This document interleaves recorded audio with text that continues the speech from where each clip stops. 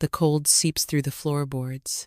It's an old cold, a deep cold, one that has settled into the bones of this cabin long before I ever arrived. I feel it in my own bones now, a familiar ache that has nothing to do with the weather and everything to do with the silence.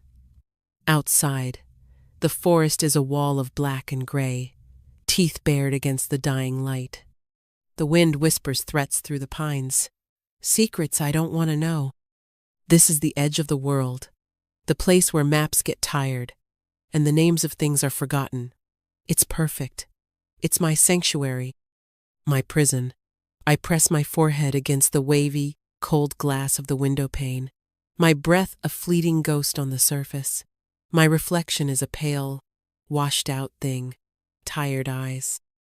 A mouth that has forgotten the shape of a smile. This is Serafina, the remnant, the woman who was cast off. The word they used was barren. It's a hard, ugly word. It sounds like cracked earth, like a dried-up well. It's a word that sealed my fate, turned me from a woman into a failure.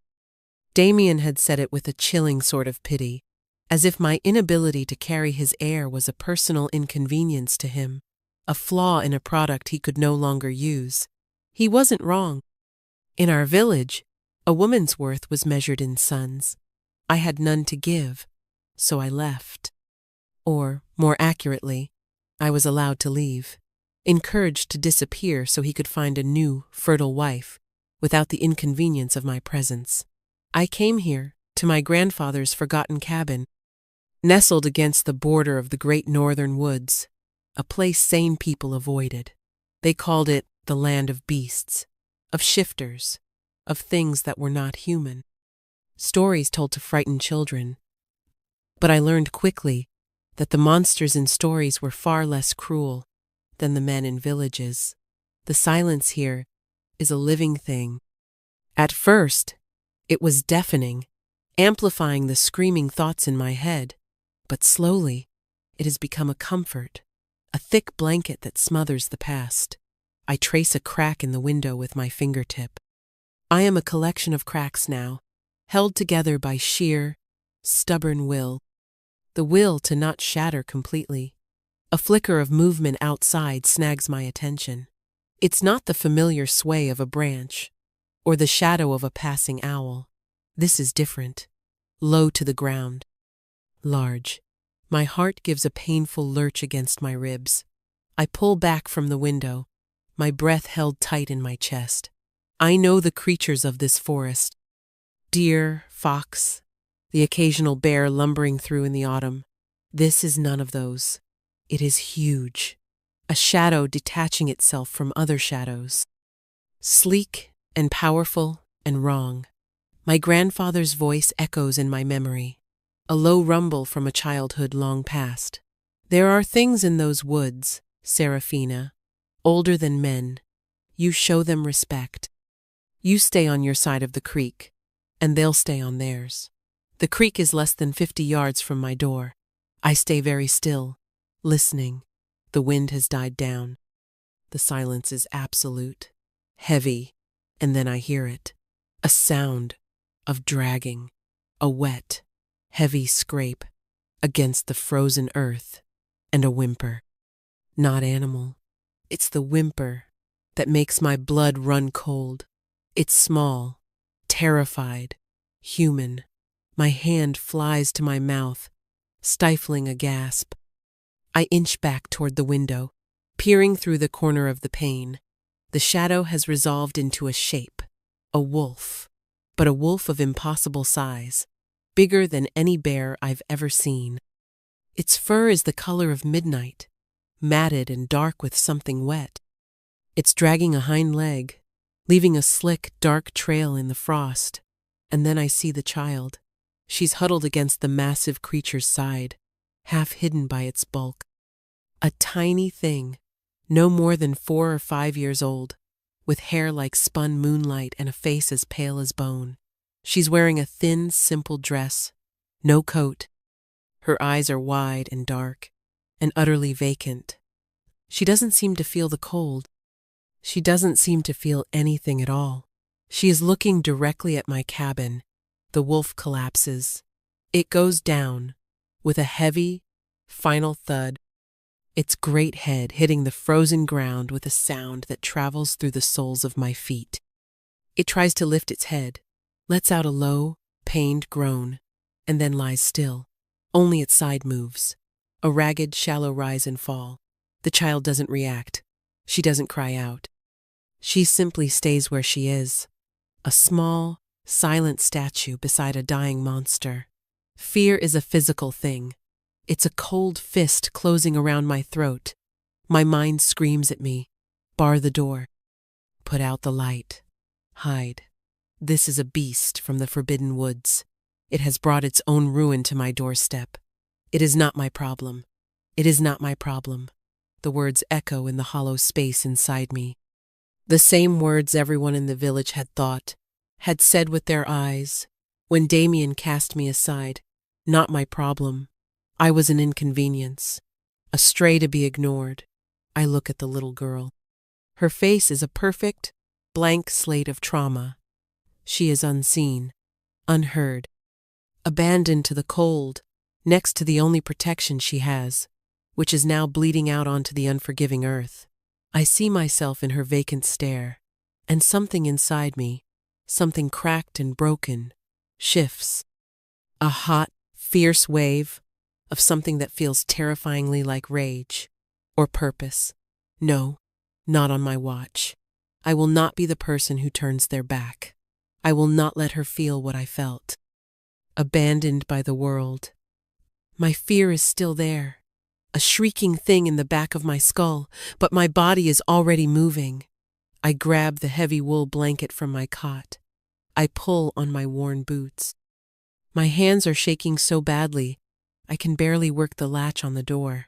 Logic is a distant tinny voice telling me I am a fool, that wolf could kill me with a single snap of its jaws, injured or not. What if it's a trap? What if the child is a lure? I don't care.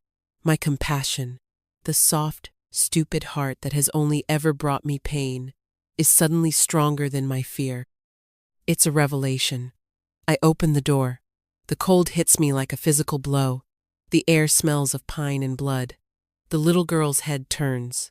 Her eyes, empty as they are, fix on me.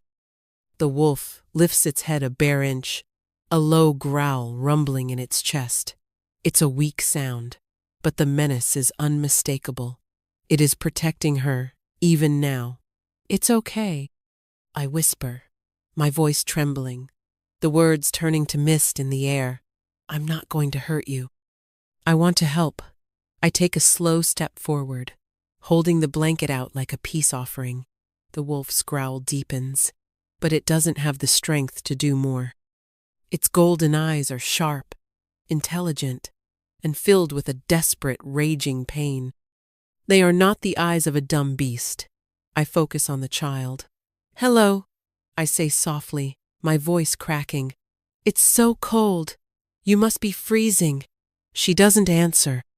She just stares. I take another step, and another, until I'm only a few feet away. The sheer size of the wolf is staggering. Its shoulder is as high as my waist. The wound in its flank is a ragged, dark mess, not a bite. It looks manufactured. A clean, vicious slice. I'm going to put this blanket around you. I tell the little girl, my voice as steady as I can make it. It's warm. I slowly, carefully approach her. The wolf's eyes follow my every move. I can feel the weight of its gaze, a physical pressure. It's assessing me, judging me. I reach the girl and gently drape the heavy wool over her small shoulders. She doesn't flinch. She doesn't lean into the warmth. She's like a porcelain doll.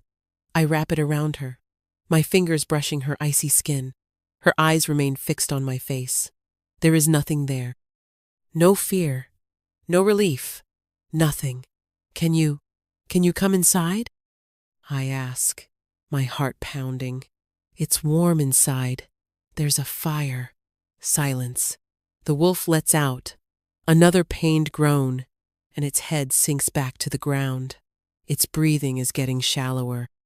It's dying. If I leave it out here, it will be dead by morning, and this child will be alone. A choice. A threshold. My grandfather's warning screaming in my ears. I look from the dying wolf to the ghost child. They are a package deal. I know this with a certainty that settles deep in my gut. I cannot save one without the other. I am inviting a monster into my home, my tiny, fragile, safe space. Okay, I whisper to myself, a shaky exhale. Okay, I turn back to the wolf. I need to help you, I say to it, feeling ridiculous. But you can't eat me, deal? Its golden eyes blink, once, slowly. It's probably just a reflex, but it feels like an agreement. Now for the hard part.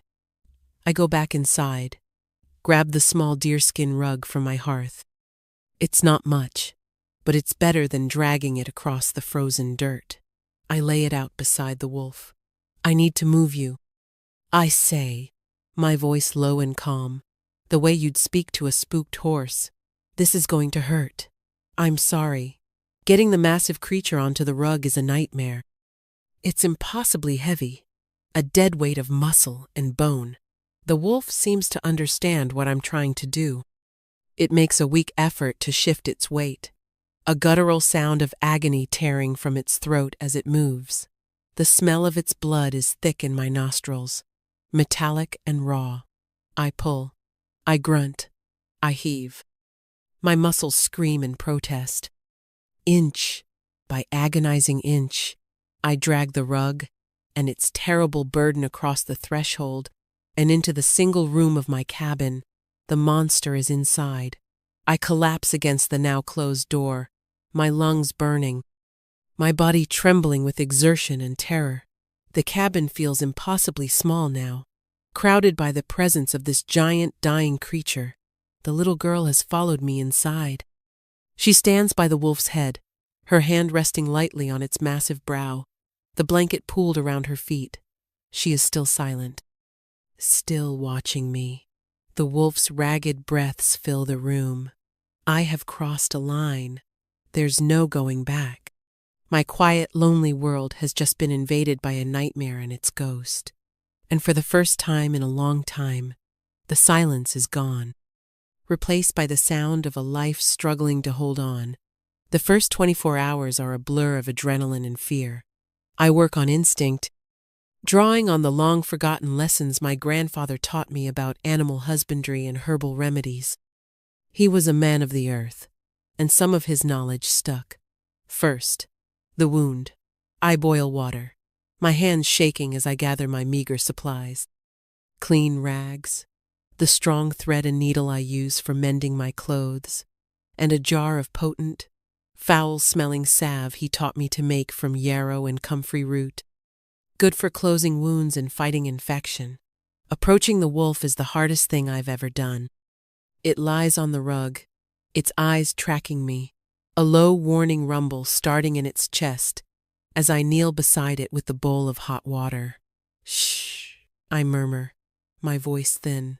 I know. I'm sorry. This has to be done.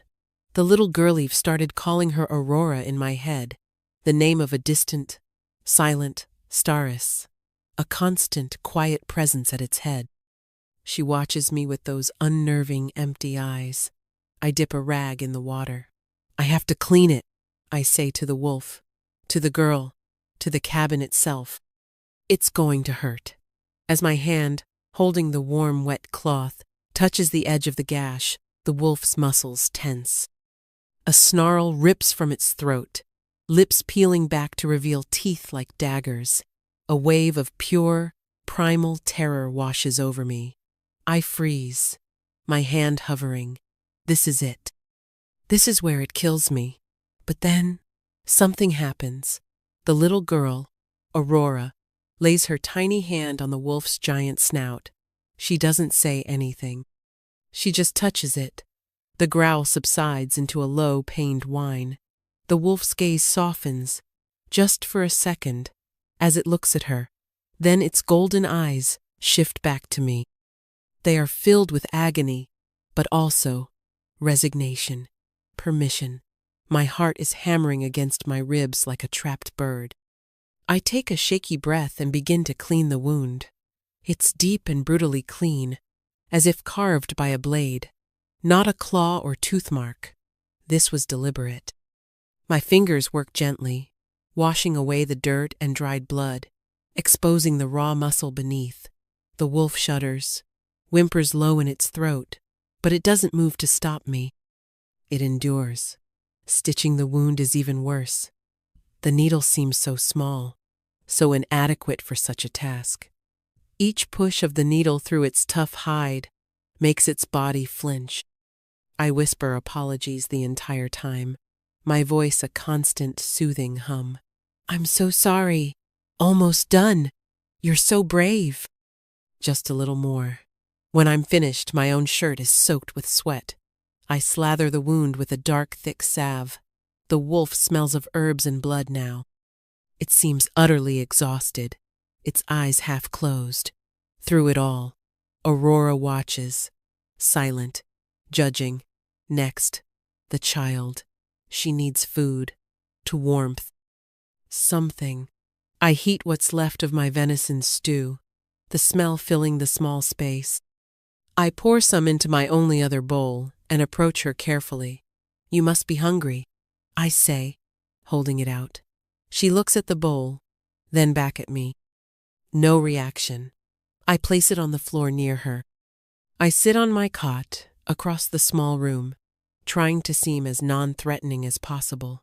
"It's good," I say. "I made it myself." We sit in silence for what feels like an hour. The wolf breathes raggedly on the floor. Aurora stands by its head. I sit on my cot.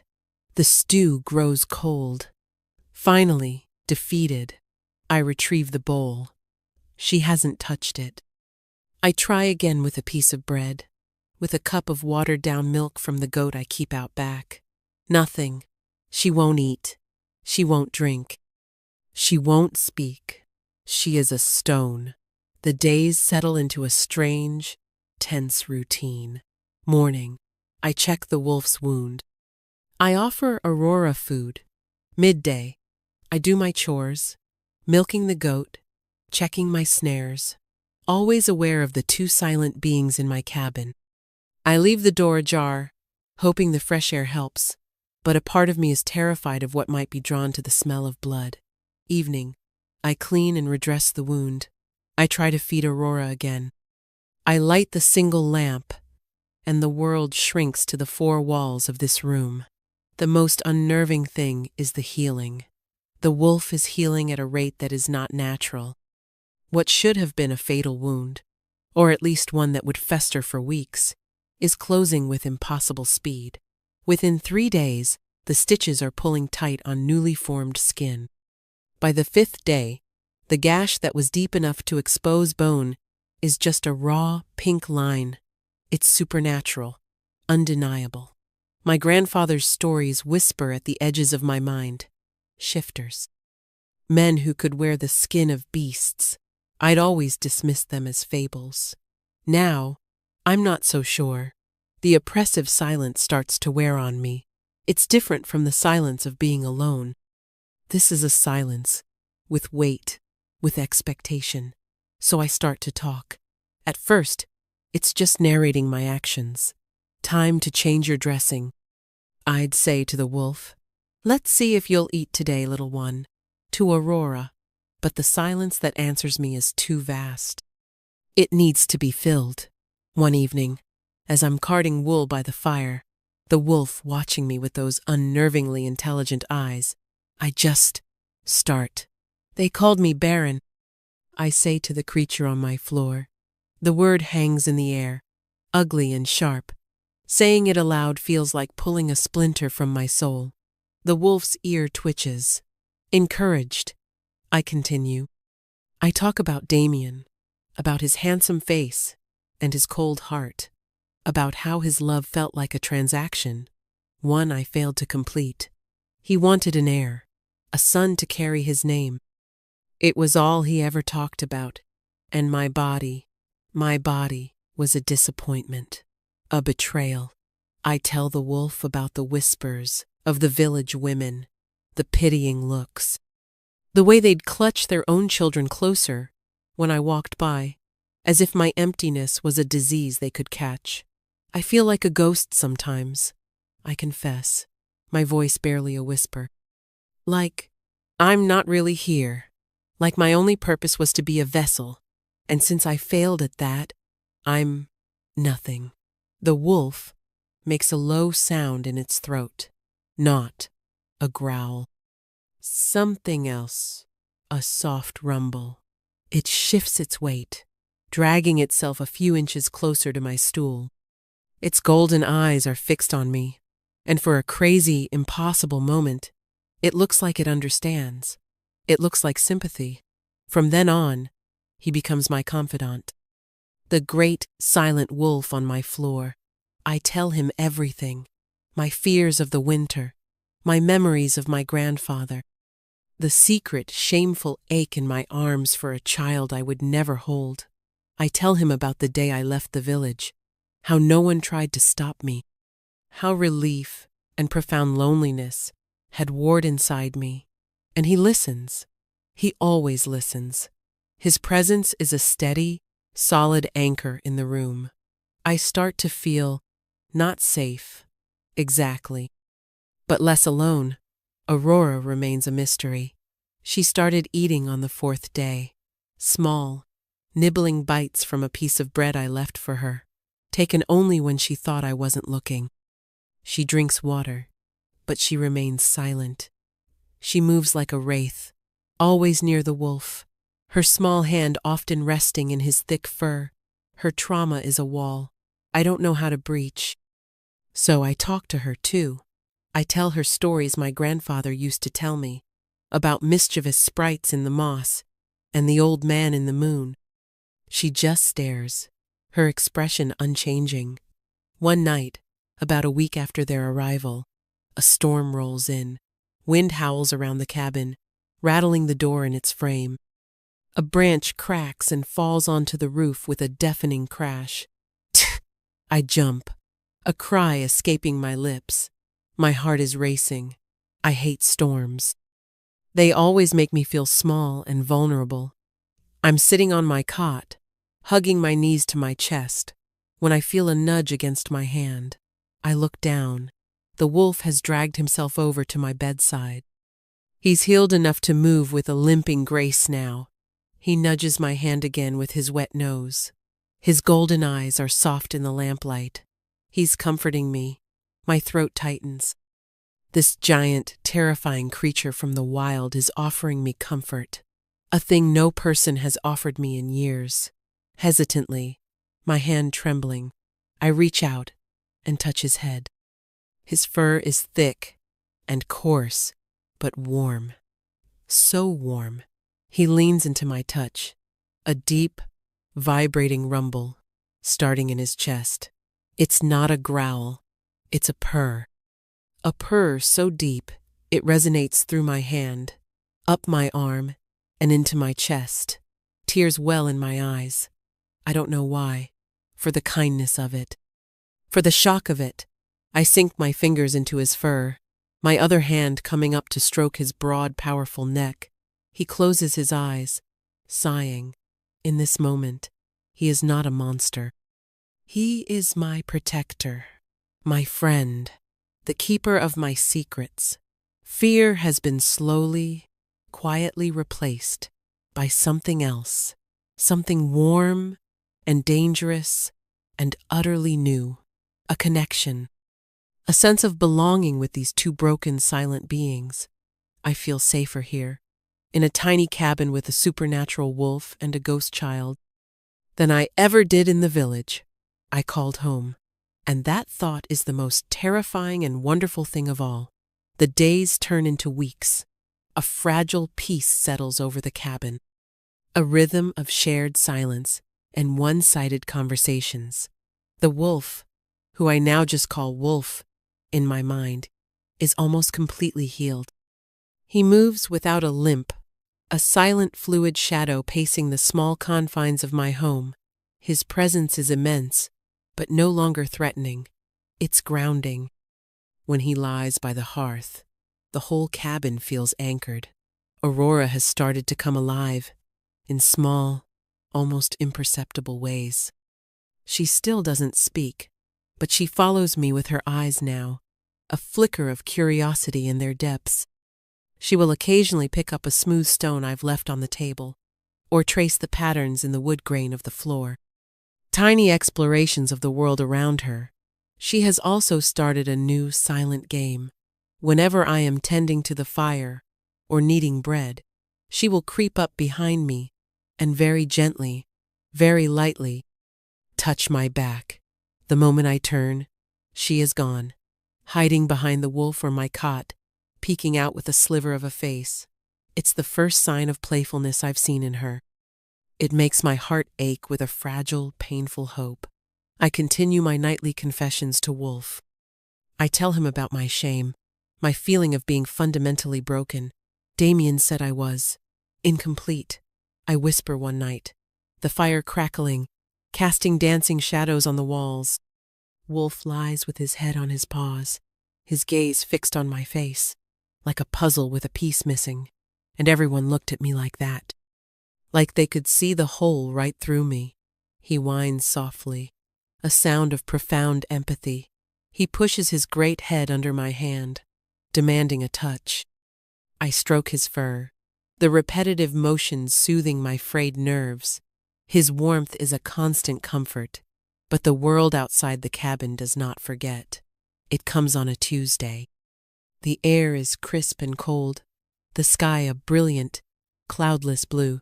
I'm outside, splitting firewood, the rhythmic thud of the axe, a satisfying punctuation to the morning's quiet. Wolf is inside with Aurora. He never strays far from her. A sound makes me pause, axe held mid-swing. It's the sound of a horse, more than one, and men's voices. A cold dread, sharp and familiar, snakes its way up my spine. No one ever comes here. No one. I drop the axe and hurry to the edge of the clearing, my heart pounding a frantic, panicked rhythm. Through the trees, I see them, 3 riders. And the man in the lead, I would know that arrogant posture anywhere. Damien. He looks just the same, handsome, confident, dressed in a fine woolen cloak that probably cost more than this entire cabin. He's laughing at something one of his companions said. My blood runs cold. What is he doing here? How did he even find me? I back away slowly, my mind racing. I have to get inside. I have to protect them, protect my strange, silent family. I slip back into the cabin, my hands shaking as I bar the door. Wolf is instantly on his feet, a low growl already vibrating in his chest. He senses my fear. He senses the threat. He moves to stand in front of Aurora, who has shrunk behind my cot, her eyes wide with a terror that is no longer vacant but sharp and present. It's okay, I whisper, though I'm not sure who I'm trying to convince. It's okay. The sound of the horses stops just outside. Boots crunch on the frozen ground. Serafina! Damien's voice booms, startlingly close. It's a voice used to being obeyed. I know you're in there. Open the door. We saw your smoke for days. I stand frozen, my back pressed against the door. My throat is too tight to speak. Don't be a fool, Serafina. I've come all this way for you. The village is talking. It's embarrassing. A man's wife running off to live like a savage. My wife! The words are a bitter pill. I was never his wife. I was his betrothed, a contract he voided without a second thought. I'm not your wife, I managed to say, my voice a broken rasp. There's a pause, then a condescending chuckle. Oh, Serafina, still so dramatic. I'm willing to be forgiving. I'll take you back. My new fiancée. It seems she is as barren as you are. A cursed bloodline. Her father's. My father is furious. He says I was rash. He says your family has strong old blood. Perhaps we just needed more time. Bile rises in my throat. I am a commodity to be reclaimed. A tool to be tried again. It was never about me. It was always about what I could produce for him. Go away, Damien, I say, my voice stronger now, fueled by a sudden hot fury. Open this door, Serafina, or I'll have it broken down, he bellows, his patience gone. Wolf's growl deepens into a terrifying snarl. The fur on his back is raised, his body coiled like a spring. He's a creature of pure, lethal rage. I hear Damien give an order to his men. The heavy thud of a boot against the door makes the whole cabin shake. Stop! I scream. Another thud, stronger this time. The wood groans, and then Wolf acts. With a roar that is more lion than wolf, he launches himself not at the door, but at the window. He shatters the frame and the glass in an explosion of wood and crystal, landing outside with a terrifying grace. Screams, men shouting in terror. The panicked whinny of a horse. I scramble to the broken window, my heart in my throat. The sight is one of pure, primal violence. Wolf is a whirlwind of black fur and flashing teeth. He's not trying to kill them, I realize. He's terrifying them. He disables one man by seizing his arm, shaking him like a doll, and tossing him aside. He lunges at the horses, sending them scattering in panic. Damien is frozen in shock for a second, his handsome face a mask of disbelief and terror. Then his expression hardens. He scrambles for the hunting rifle that was strapped to his saddle. No! I shriek, trying to climb through the broken window. Wolf turns on Damien, placing himself directly between Damien and the cabin, between Damien and me. A clear, deliberate act of protection. He bares his teeth, the sound he makes vibrating in my bones. Damien, in his panic and fury, raises the rifle. He's not a good shot when he's calm. Now, he's trembling. He fires. The shot cracks through the air, deafeningly loud. Wolf yelps, a sharp, piercing cry of pain, and stumbles. He's hit, high in the shoulder. Blood, dark and shockingly red against his black fur, blossoms from the wound. He looks surprised, more than anything. Surprised by the pain. He turns to look at me, his golden eyes wide. And in that moment of distraction, Damien, his face contorted with rage and fear, raises the rifle again. Taking aim. I don't think. I don't hesitate. I finally manage to scramble through the jagged opening of the window, heedless of the glass that tears at my clothes and skin. I run. I run directly into the line of fire, placing my own body between Damien's rifle and the wounded wolf. No more! I scream, my arms spread wide, my body shielding his. You will not hurt him again! Get out of here! Damien stares at me, his mouth agape. He sees me, the timid woman he cast aside, shielding a monster with my own life. His mind cannot process it. Wolf has collapsed behind me, his breathing ragged. I can feel the heat of his body, smell the fresh blood. I am sobbing, tears of terror and rage streaming down my face, but I do not move. I am a shield, a wall. I will not let him be hurt again. Not for me. My act of defiance, of selfless, reckless love for this creature, seems to shatter something in the air. It becomes charged, electric. Damien, seeing the utter conviction in my face, seeing the bleeding monster at my feet, and his men either injured or chasing down their horses, seems to shrink.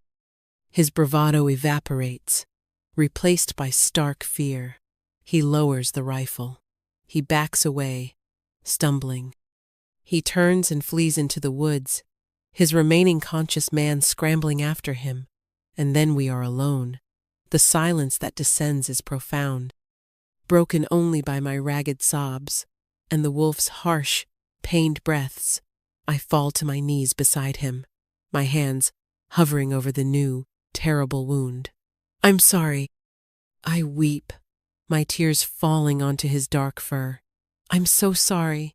This is my fault. He lets out a low whine and nudges my hand with his nose. Even now, shot and bleeding because of me, he is trying to comfort me. This love, this fierce, desperate loyalty, it's going to break my heart or save my soul. I throw my arms around his massive neck, burying my face in his fur, and I hold on as if he is the only solid thing in a world that has just tilted off its axis. I have made my choice. I have defended my family. Whatever happens next, we will face it together. The world warps. As I cling to him, shielding his wounded body with my own, a strange light begins to pulse around us. It starts as a faint, silvery shimmer in the air, then intensifies, growing brighter and warmer. The air hums, vibrating with a power that feels ancient and immense. I pull back, my eyes wide. The light is emanating from Wolf himself. It's pouring from him, enveloping both of us in a cocoon of shimmering energy. His body begins to convulse. A terrible, low groan tears from his throat, a sound of agony and transformation. I watch, paralyzed with awe and terror, as his form begins to shift. It's like watching marble soften and flow. Bones crack and elongate. Fur recedes into skin. The massive, wolfish snout shortens, broadens, becoming the sharp, angular planes of a human face. The powerful limbs twist and reform into human arms and legs. It happens in a matter of seconds. A fluid, horrifying, miraculous unfolding, where the giant wolf lay bleeding on the frozen ground. There is now a man. He is naked, his body a breathtaking canvas of lean, powerful muscle, slick with sweat and blood. His hair is as black as the wolf's fur, long and wild. The bullet wound is still there in his shoulder, a raw, puckered hole, but even as I watch, the flesh around it seems to knit itself together, the bleeding slowing to a stop. He groans. Pushing himself up onto one elbow, he shakes his head as if to clear it, and then he looks at me. His eyes, they are the same. The exact same intelligent, piercing, molten gold eyes of the wolf. Eyes I have poured my heart out to every night for weeks. My breath catches in my throat. My mind refuses to connect the dots, to accept the impossible reality in front of me. You, he rasps, his voice a low, rough baritone, gravelly from disuse. You saved me. I can't speak. I can only stare, my entire world crumbling and rebuilding itself on a foundation I don't understand. Wolf, my wolf, is a man. A small sound from the cabin doorway makes us both turn. It's Aurora. She stands there, framed by the broken window, her knuckles white, where she grips the wood. Her eyes, for the first time, are filled with a clear, lucid emotion, fear, and hope. She looks at the man on the ground, and a tiny, choked sound escapes her lips. Papa? The word is a fragile whisper, the first sound I have ever heard her make. It shatters the last of my denial.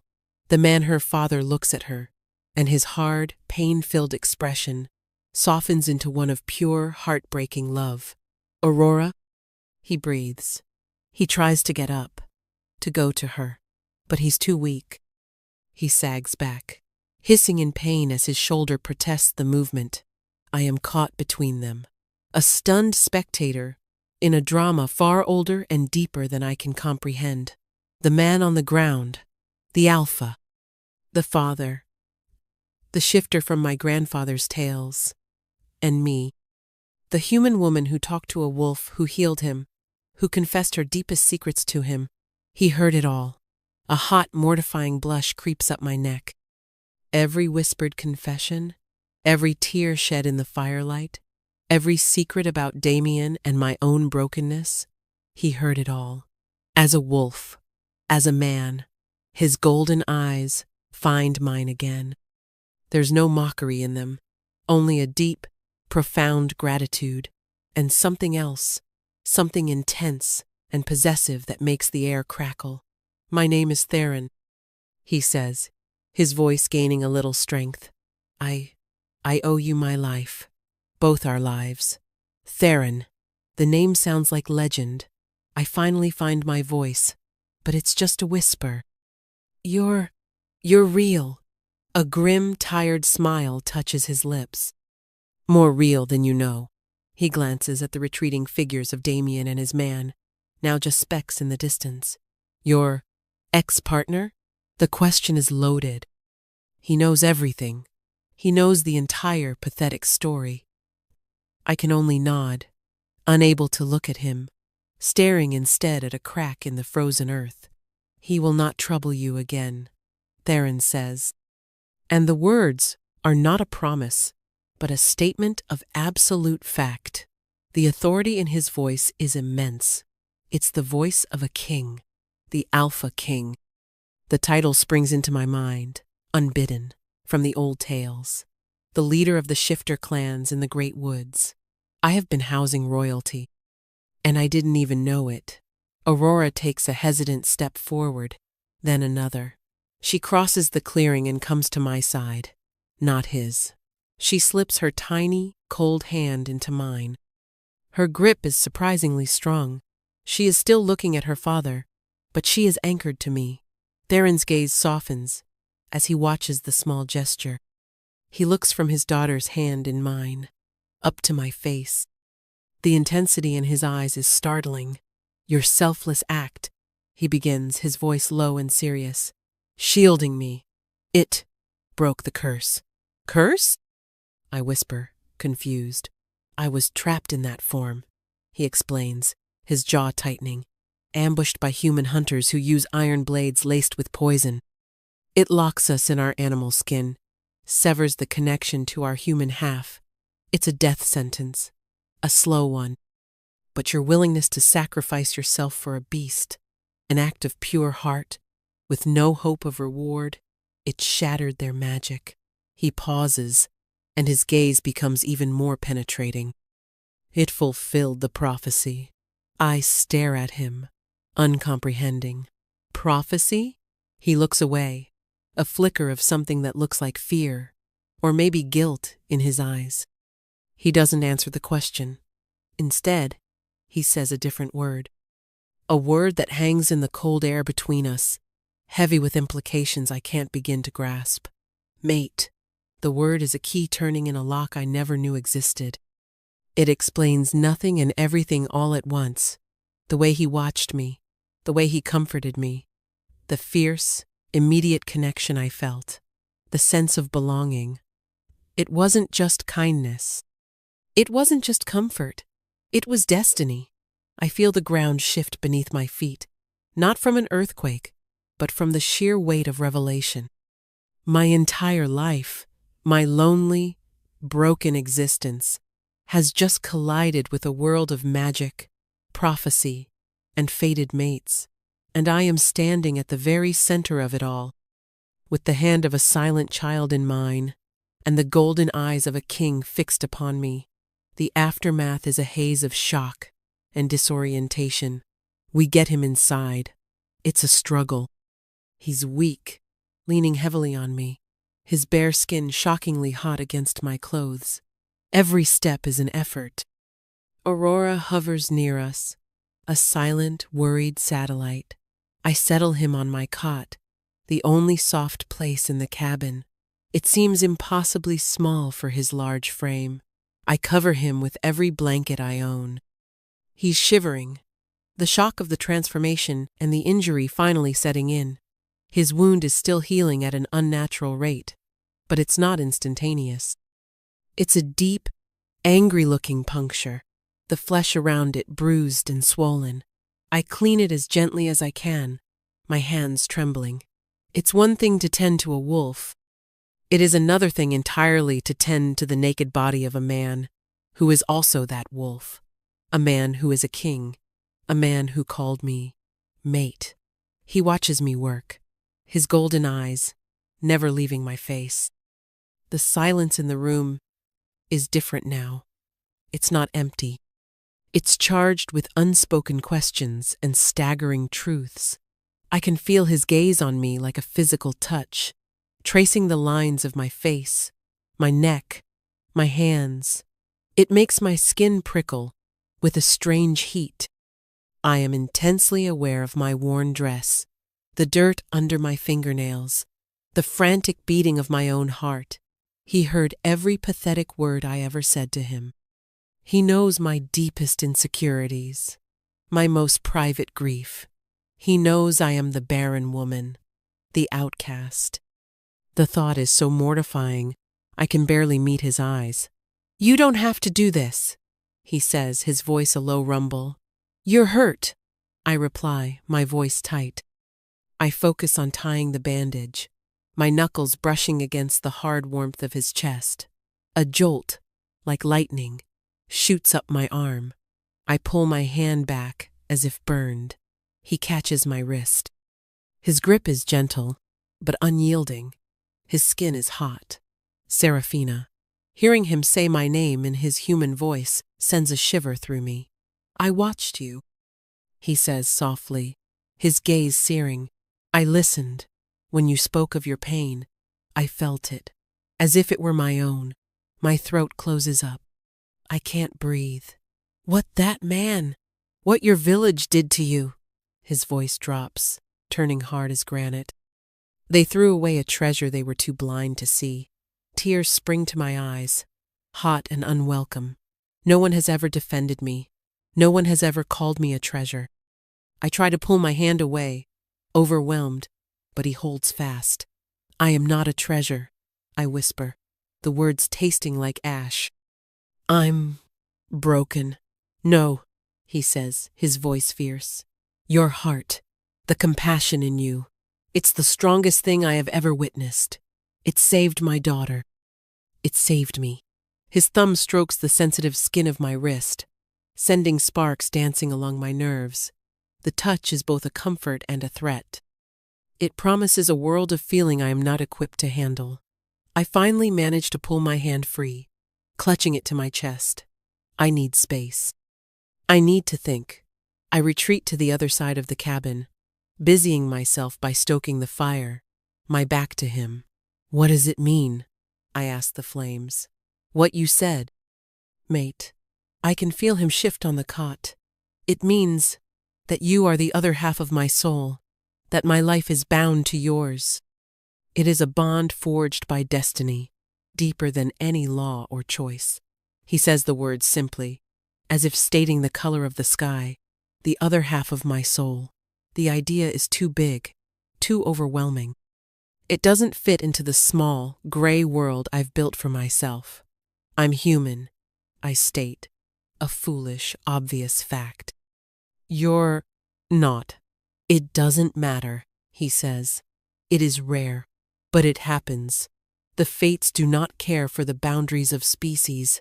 I turn back to face him. He is watching me with a pained, intense expression. "I don't want this," I say, the words rushing out before I can stop them. I can't be what you think I am. I'm nobody, an outcast, a barren woman from a human village. And you are a king." He flinches as if I'd struck him. "That word," he says, his voice tight with pain. "Barren. Do not ever use it to describe yourself again." "It's the truth," I insist, my voice trembling. "It's why I'm here." "It's who I am. It is a label given to you by small, cruel people," he counters, trying to sit up, hissing in pain as his shoulder protests. "It has no meaning here." It has no meaning to me. He looks so fierce, so protective, so full of a conviction I've never seen. A part of me, a deep, lonely part, wants desperately to believe him. But fear is an old, familiar friend. "You should go," I whisper. "As soon as you are strong enough, you and Aurora, you should go back to your people." "And leave you here?" he asks, his voice incredulous. Never. I was fine before you came. I lie. No, he says softly, his golden eyes seeing right through me. You were not fine. You were surviving. I heard your loneliness every night, Serafina. I felt it in this room. He is stripping me bare, layer by layer with his words. He is seeing me, all of me, and it is terrifying. This is my home, I say weakly. Your home is with me now, he states, not as a command, but as an undeniable truth, with our pack, with our family, our family. He includes me so easily, so naturally. It's too much. I shake my head, backing away until my shoulders hit the cold wall of the cabin. No, you don't understand. Your world, prophecies and curses and shifters, it's not for me. It will destroy me. I would let the world burn before I let anything harm you. He vows, and the raw power in his voice makes the very air tremble. He looks at me with desperation, with a longing that mirrors the vast empty space inside my own chest. I know this is too much. I know I am overwhelming you. But I cannot, I will not, lose you. He is pushing me, and I am pushing back, and we are at an impasse, a standoff between his world and mine, between destiny and fear, and then the stalemate is broken by the smallest of things. Aurora, who has been watching us with wide, worried eyes, walks to the center of the room. She looks at her father, so large and powerful even when wounded on my tiny cot. She looks at me, small and afraid against the wall. She reaches out her hands, one towards him, one towards me. An offering, a bridge. Her gaze pleads with us. Her silence is more eloquent than any words. I look at her small, outstretched hand. She has been through so much trauma. She has lost her voice. She has just gotten her father back from the brink of death, and now she sees him fighting with the only other person who has shown her kindness. My heart breaks for her. Slowly, I push myself off the wall. I walk to her and take her small hand in mine. It's still cold. Theron watches me, his expression softening, his breath caught in his throat. I lead Aurora to the side of the cot. I look at Theron, at the raw vulnerability in his golden eyes. He is a king, a powerful shifter, but right now, he is just a man who is afraid of losing something he has just found. I am still afraid, but my compassion for this little girl, and for the wounded man on the bed, is stronger. I take his hand.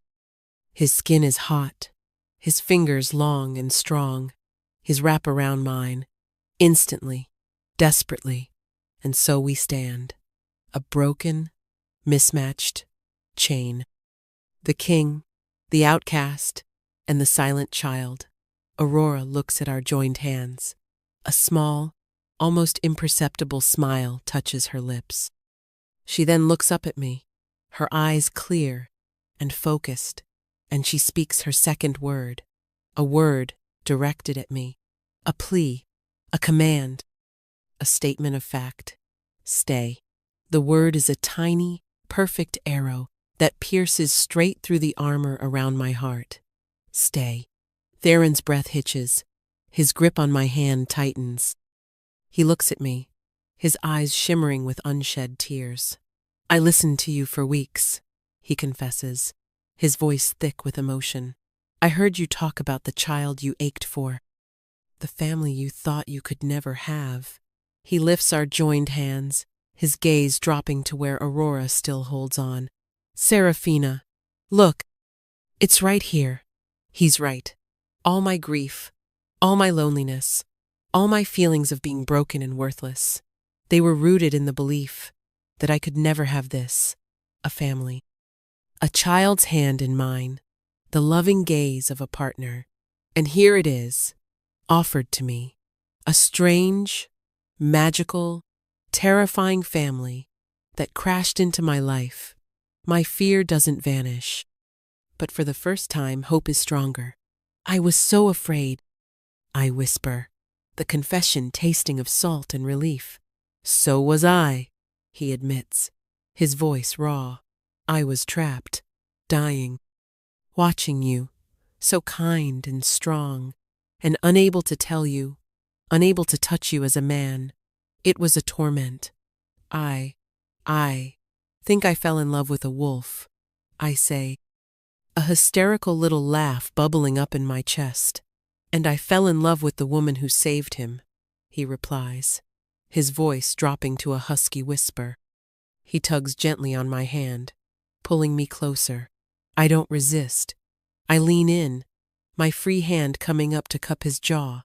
His skin is rough, with stubble, and warm, so wonderfully warm. His golden eyes search mine, asking a silent question. I answer by closing the small distance between us. The kiss is not what I expect. It's not a kiss of rampant passion or conquering force. It's a kiss of homecoming. It's gentle, hesitant at first, a soft meeting of lips that tastes of salt from my tears, and a deep, wild magic that is purely him. It's a kiss that speaks of gratitude, of relief, of a longing so profound. It feels like it has spanned centuries. His hand comes up to cradle the back of my head, his fingers tangling in my hair as if he's afraid I'll disappear. The world outside the cabin, the world of Damien and villages and cruel words, fades away into nothing. There is only the warmth of the fire, the solid presence of him, the small hand of his daughter holding mine, and this kiss that seals a promise I'm only just beginning to understand. It is a kiss that says stay, and in my heart, I finally, truly, answer, I will. 3 months pass, 3 months of transformation, not just for Theron as he healed, but for me. For us. We left the cabin behind. Theron's people came for us a week after his change. They arrived not as a war party, but as a silent, reverent procession. Magnificent wolves of every color gray, tawny, snow-white, emerged from the trees, their eyes intelligent and wary. They transformed into men and women as they approached, their clothes simple, made of leather and fur. They looked at me with a mixture of awe and suspicion.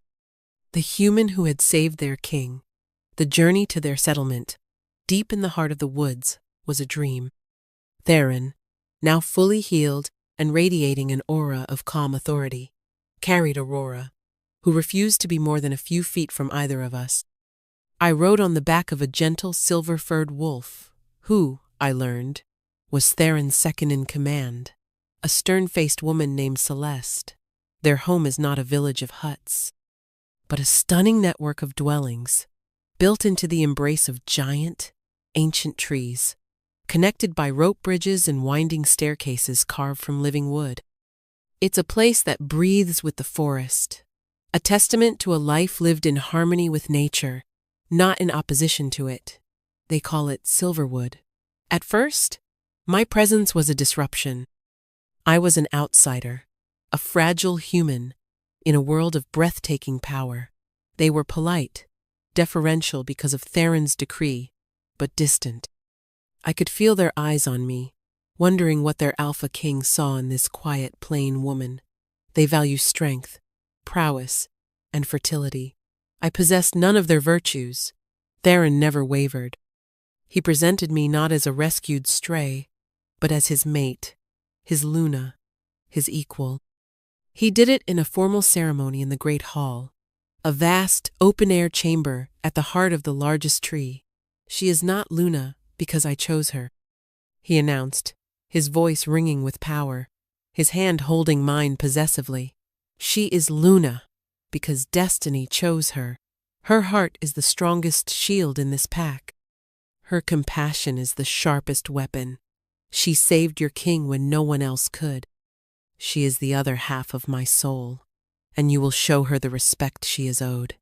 But it wasn't his words that changed their hearts. It was Aurora, who had been silent for so long, began to talk, first in whispers to me, then in quiet sentences to her father. Soon, she was speaking to the other children, her voice soft but clear. She would run to me, not Theron, when she was scared. She would climb into my lap for stories. She called me Mama. The pack watched this. They saw their alpha's traumatized daughter, a child they all loved and grieved for, blossom under my care. They saw her laughter return. They saw that my strength was not in tooth and claw, but in patience and love, and slowly their suspicion melted into acceptance, then into a quiet, fierce affection. I healed their princess. I had proven my worth in a way they understood. I am no longer Seraphina the Baron. Here, I am Seraphina, the heart healer, the Luna. My life is full now. The silence is filled with Aurora's chatter, the warmth of Theron's body next to mine at night, the low hum of a community that has embraced me. I am learning their ways, the properties of forest plants I never knew existed, the silent language of the pack. I am becoming a part of this wild, beautiful world. The past, however, has one last ghost to exorcise. It happens on a day when I am near the border of their territory, gathering herbs with Aurora and two of the pack's young women. We are laughing, Aurora telling a silly story about a squirrel, when a familiar voice drifts through the trees. Seraphina. We all freeze. It's Damien. He stands on the other side of the creek that marks the boundary, the same creek my grandfather warned me about. He looks thinner. His fine clothes are rumpled, his face etched with desperation. He is alone. Seraphina, please, he begs. I was a fool. I've been ruined. My father disowned me after my second fiancé also proved fruitless. He said I was cursed, that I threw away my only chance. He's talking about me, my strong old blood. I am once again a commodity he wishes he hadn't discarded. The old Seraphina would have shrunk back. She would have felt a pang of pity or fear. I am not the old Seraphina. I step forward, my chin held high. Aurora presses against my leg, and I put a reassuring hand on her head. The two shifter women with me move to flank me, their eyes narrowed, their posture shifting into something predatory. There is nothing for you here, Damien, I say, my voice calm and even. It doesn't even tremble. But we were meant for each other, he cries, his voice cracking. I can change. I see that now. We can try again. I almost laugh. The absurdity of it, the sheer, pathetic arrogance.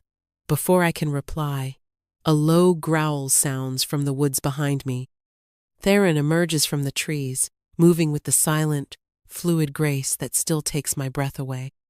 He comes to stand beside me, his arms sliding possessively around my waist, his golden eyes fixed on Damien, with an expression of cold, lethal contempt. Damien visibly pales. He takes a step back, stumbling. The sight of us together, the powerful Alpha King, the confident woman in his arms, the beautiful child clinging to her Legis, a tableau of everything he has lost, everything he threw away. He is looking at my new life, my new family, my happiness. I believe my mate has already given you your answer, Theron says, his voice a low, dangerous purr. This land is ours. You are not welcome here. If you ever show your face near her again, this creek will not be enough to save you. Damien doesn't need to be told twice. He turns and scrambles away, disappearing into the woods like the coward he is, a ghost finally laid to rest. Theron turns me in his arms, his forehead resting against mine. Are you all right? He murmurs. I'm perfect, I whisper, and I mean it. The last chain to my past has been broken. I am free. Aurora tugs on my tunic. Mama, can we go home now? Celeste promised to show me how to track rabbits. Of course, little wolf. I say, smiling down at her. We walk back towards the heart of the forest, towards the great trees of Silverwood. Theron's arm is warm and solid around me. Aurora's hand is tucked firmly in mine, This is my pack. This is my family. This is my home. That night, as I lie curled against Theron's side, the sounds of the forest a lullaby outside our window, I think about the strange path my life has taken. I once believed my greatest weakness was my barren womb, my inability to create life. But that perceived flaw, that emptiness, is what led me here. It hollowed me out so that I could be filled with something new, something chosen. A different kind of family, born not of blood, but of love and fierce, mutual protection. My greatest weakness was never my body. It was my belief that I was unlovable, and my greatest strength. It was the foolish, compassionate heart that Damien so despised, the heart that refused to let a child and her guardian die in the cold, the heart that chose empathy over fear. That heart saved a king. It healed a princess, and in the end, it saved me. Theron stirs, his hand finding mine in the dark. He brings it to his lips and kisses my knuckles. "What are you thinking about?" he whispers. I smile into the darkness, my heart so full it feels like it might burst. "Everything," I say. "I'm thinking about everything."